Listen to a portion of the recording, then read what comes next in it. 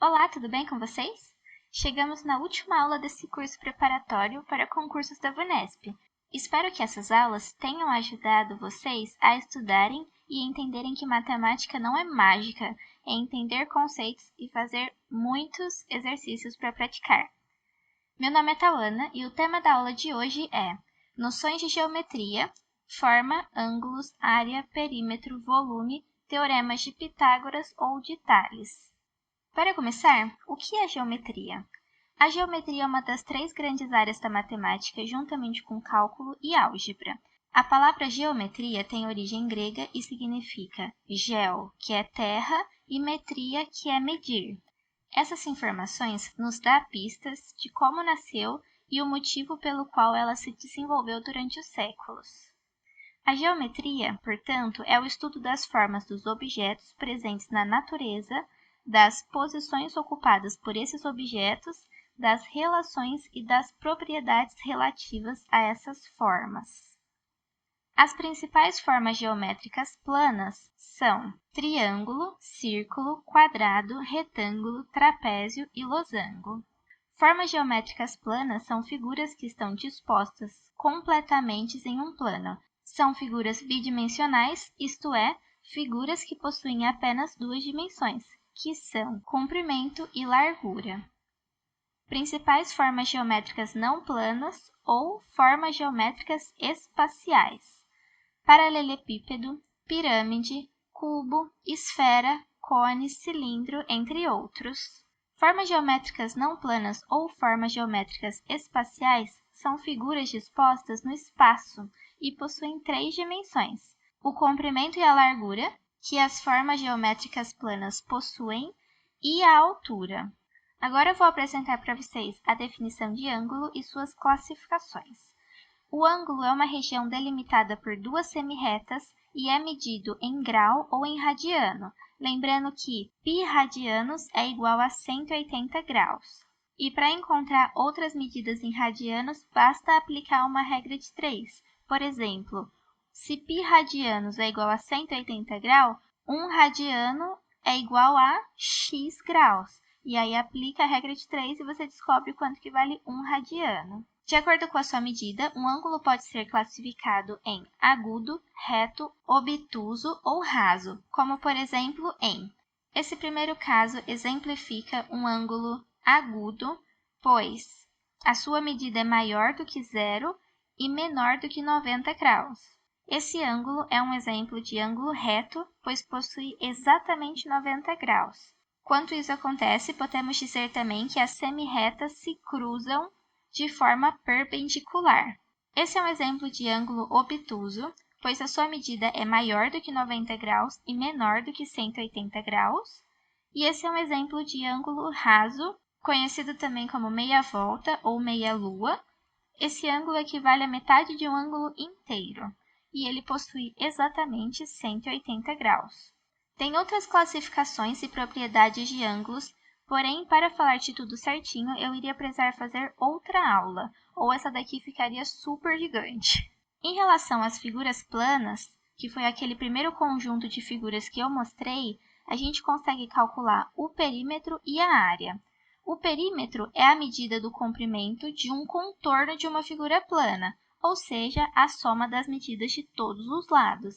E a área é a medida de uma dimensão determinada, ou seja, é a medida de uma superfície plana. Agora eu vou apresentar para vocês as fórmulas do perímetro e área das principais figuras planas que eu apresentei no primeiro grupo de figuras dessa aula. Vamos conferir todos os perímetros e depois todas as áreas. Como o perímetro é a soma de todos os lados, o perímetro do triângulo ABC vai ser igual a A mais B mais C. O círculo não tem lado, e a fórmula do perímetro é 2 vezes π vezes r, sendo esse π aproximadamente 3,14. O perímetro do quadrado é 4L, porque todos os lados são iguais, então L mais L mais L mais L é igual a 4L. O perímetro do retângulo ele é igual a 2A mais 2B, porque esse lado que não tem medida, ele é igual ao lado A. E esse lado aqui, que também não tem a medida, é igual ao lado B. Por isso que é A mais B mais B. O perímetro do trapézio ele vai ser igual a mais B mais C mais B maiúsculo. E o perímetro do losango vai ser também 4L, porque a única diferença entre o losango e o quadrado são os ângulos internos. Um quadrado possui todos os ângulos internos iguais a 90 graus. O losango ele tem esses dois ângulos aqui, que são iguais, menores do que 90 graus, e esses dois ângulos aqui, que são iguais também, porém são maiores do que 90 graus. Agora, em relação à área do triângulo sempre vai ser igual a base vezes a altura dividido por 2. Por isso que a base é igual a C vezes H dividido por 2. A área do círculo é igual a πr ao quadrado. Lembrando mais uma vez que esse π é aproximadamente 3,14. A área do quadrado é lado vezes lado, ou L ao quadrado. A área do retângulo é o comprimento vezes a altura, ou seja, A vezes B. A área do trapézio vai ser a base menor mais a base maior, tudo dividido por 2, vezes a altura. E a área do losango é a diagonal menor vezes a diagonal maior, dividido por 2. Essas fórmulas é bom ter memorizado, porque a frequência de perguntas envolvendo perímetro e área nas últimas provas que eu pesquisei foi alta. Volume de figuras espaciais. O volume de um corpo é a quantidade de espaço ocupada por esse corpo. Lembrando que uma figura espacial está no plano, por isso que ela é em 3D dessa forma. Eu separei em 3 grupinhos aqui, para a gente não colocar a fórmula de cada um igual a gente fez no slide passado. Vou mostrar para vocês que uma fórmula vale para mais de uma figura espacial. Então, nesse caso aqui, no caso do paralelepípedo, do cubo e do cilindro, o volume é igual à área da base vezes a altura. A área da base de um paralelepípedo é um retângulo, e a gente viu no slide passado que a área de um retângulo é esse lado vezes esse lado. Portanto, o volume vai ser a área da base multiplicado pela altura. Em relação ao cubo, a gente viu no slide passado que a área do quadrado é L vezes L. E multiplicando pela altura, que também é L, tem que esse volume é igual a L ao cubo. E para o cilindro é a área do círculo vezes a altura. Quando a gente tem uma pirâmide ou um cone, o volume é igual à área da base vezes a altura dividido por 3. Aí a área da base da pirâmide depende da forma que ela tem. Nesse caso aqui, pode ser uma pirâmide com base retangular ou com base quadrada. A gente não sabe certinho porque não tem as medidas. Mas para calcular o volume, pega a área da base, multiplica pela altura e divide por 3. Do cone é a mesma coisa, é a área desse círculo vezes a altura dividido por 3. E o volume da esfera vai ser igual a 4/3 vezes π vezes r ao cubo. Agora começa a parte dos teoremas. Esse primeiro slide é sobre o Teorema de Pitágoras. O Teorema de Pitágoras é uma relação matemática entre os comprimentos dos lados de qualquer triângulo retângulo. Necessariamente tem que ser um triângulo retângulo, ou seja, um triângulo que possua um ângulo de 90 graus. A relação é a seguinte: em qualquer triângulo retângulo, o quadrado do comprimento da hipotenusa é igual à soma dos quadrados dos comprimentos dos catetos. Se a gente tem esse triângulo retângulo, a hipotenusa é o lado maior e também é o lado oposto ao ângulo de 90 graus, e os catetos são os lados que estão pertinho do ângulo de 90 graus. E a relação é a seguinte: hipotenusa ao quadrado é igual a cateto 1 ao quadrado mais cateto 2 ao quadrado. Esse 1 e esse 2 aqui de baixo são os índices. Por exemplo, esse pode ser o cateto 1 e esse pode ser o cateto 2, ou vice-versa. E o Teorema de Tales diz que existe uma proporcionalidade nos segmentos de reta formados por retas paralelas cortadas por retas transversais. Vamos por parte. Primeiro, se existem retas paralelas, essa reta aqui é paralela a essa reta, que é paralela a essa reta.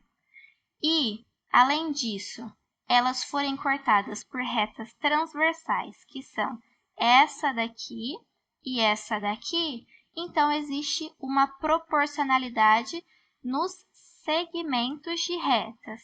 Existe uma proporcionalidade nesse segmento com esse segmento, nesse segmento com esse segmento e no segmento inteiro com esse segmento inteiro. Em palavras, é o seguinte, para quem viu a minha aula sobre regra de 3, isso aqui vai ficar bem claro.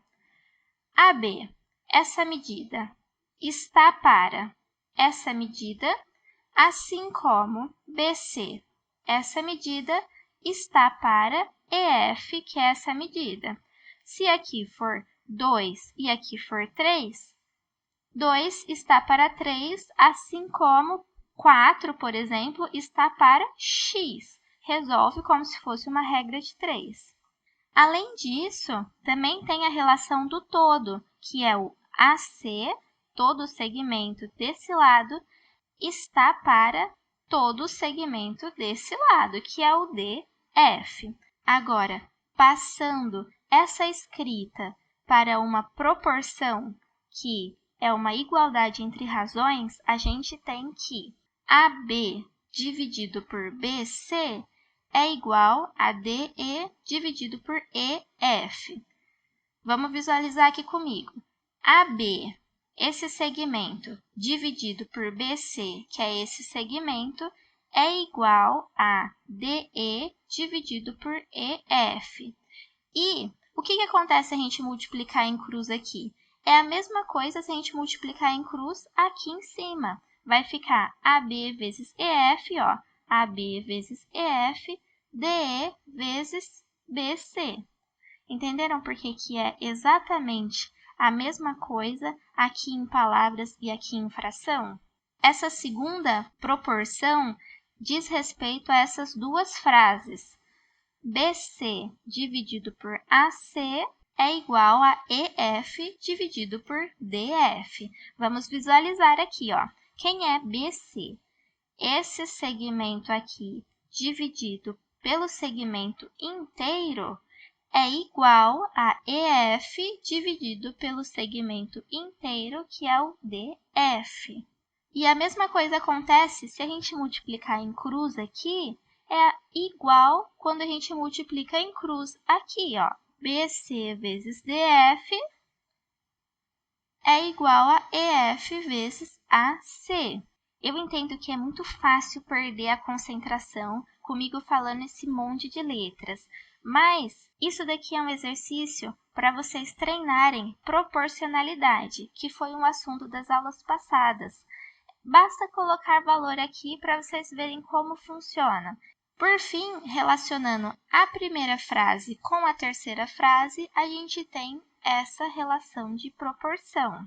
Bom, pessoal, essa foi a aula que eu preparei sobre esse tema. É uma aula de noções, não é para se aprofundar, mas é para vocês terem uma noção do que é cada conceito, onde usa e um pouquinho de algumas fórmulas principais. Com isso, terminamos todas as aulas teóricas desse curso preparatório para concursos da VUNESP. Só resta mais uma aula de exercícios que eu solto na sexta para finalizar. Quero agradecer imensamente a todos vocês que me acompanharam nessa jornada, firmes e fortes. A presença de vocês não me deixou desistir nenhuma semana, por mais corrido que fosse.